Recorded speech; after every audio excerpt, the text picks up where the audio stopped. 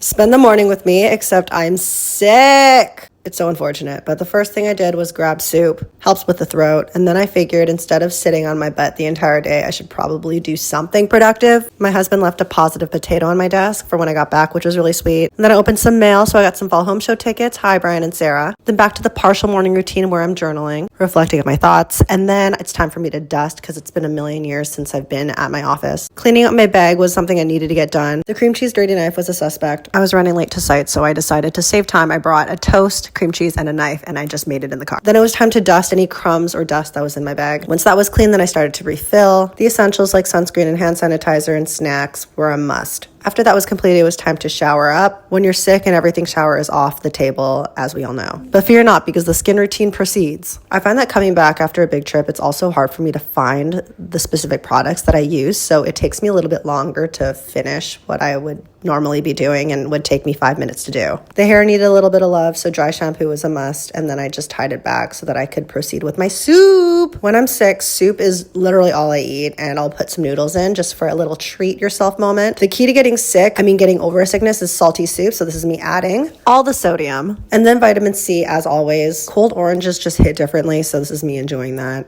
And I may have forgotten to add a few steps to the soup, but this is it. When it's finished, I made a little bit of udon for myself. Then it was time to plate. I'm Japanese, so I love a raw egg, but I forgot how strong I was, and that's what happened. I was able to salvage most of it, but what stressed me out a little was a little bit of the egg got on the element, so it started to cook before my eyes. And I'm not really sure how to clean this up, but I decided, I should probably take some action here. So I did what any reasonable person would do, and I took a spoon to the element. This is the treacherous situation before me and this evil egg that caused me so much pain. I salvaged what I was able to for the egg, and then it was time to add the noodles. This is me really underestimating the length of the noodles.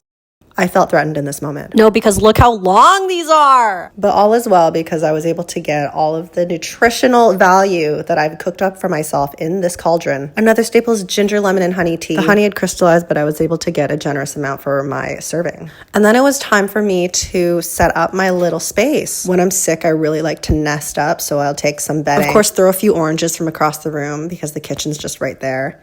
And then get comfortable. I decided to catch up in the summer. I turned pretty, and this is my current setup. Look at my soup. Doesn't it look so delicious? Anyways, as much as I want to say that I felt better after this, I really didn't move for the rest of the day. So this might as well be labeled a day in the life with me. Anyways, thanks for hanging out, and don't get sick.